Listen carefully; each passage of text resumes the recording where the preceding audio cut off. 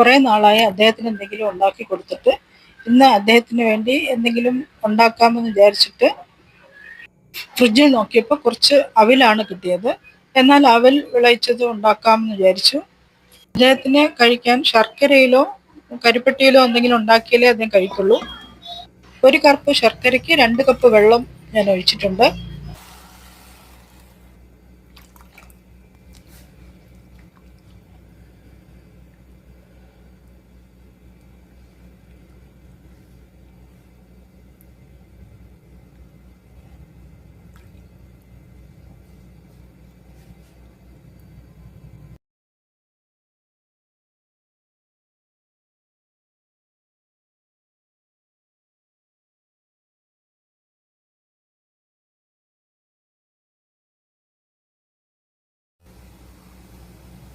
ശർക്കര പാനി റെഡിയായി. ഇനി ഇത് മാറ്റി വെച്ചിട്ട് വേറെ പാൻ അടുപ്പത്ത് വെച്ചു. പാൻ ചൂടാവുമ്പോൾ 1 ടേബിൾ സ്പൂൺ നെയ്യ് ഒഴിച്ച്, നെയ്യ് ചൂടാവുമ്പോൾ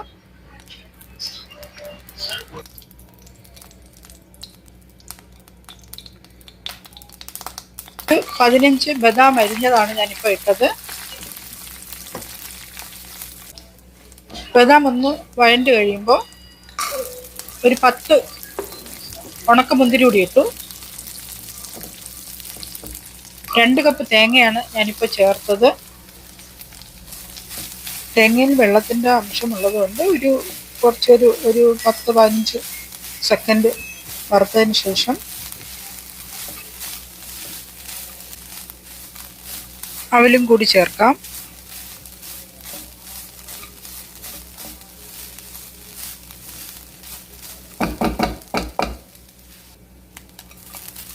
രണ്ട് കപ്പ് അവലാണ് ഞാൻ എടുത്തിട്ടുള്ളത്. എൻ്റെ കയ്യിൽ ഇപ്പോൾ അവൈലബിൾ ആയിട്ടുള്ള സാധനങ്ങൾ വെച്ചിട്ടാണ് ഞാനിപ്പോൾ ഇതുണ്ടാക്കിയത്. കാഷ്യൂ, പിസ്ത, വാൾനട്ട് എന്തെല്ലാം ഡ്രൈ ഫ്രൂട്ട്സ് ഉണ്ടോ അതെല്ലാം ചേർക്കാം. എൻ്റെ കയ്യിൽ ഇപ്പോൾ തൽക്കാലം ഇതൊന്നും ഇല്ലാത്തതുകൊണ്ടാണ് ഞാൻ ഇതൊന്നും ചേർക്കാത്തത്.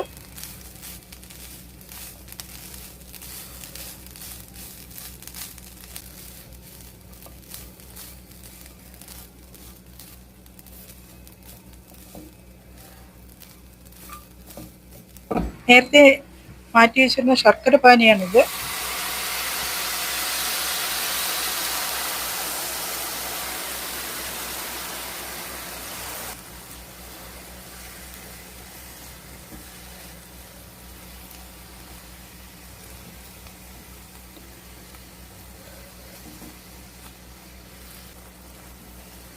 ഇതിനിടയ്ക്ക് ഞാൻ ഒരു നുള്ളു ഉപ്പും ഒരു 1/4 ടീസ്പൂൺ ഏലക്കപ്പൊടിയും കൂടി ഇട്ടിരുന്നു. അത് ക്യാമറയിൽ കിട്ടിയില്ല.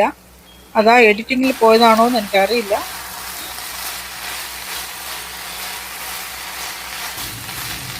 ശർക്കരപ്പാനി നന്നായി കുറുകി തേങ്ങയിലും അവലിലൊക്കെ ശർക്കര നന്നായി പിടിച്ചിട്ടുണ്ട്. ഇനി അടുപ്പിൽ നിന്ന് മാറ്റി ഉപയോഗിക്കാം.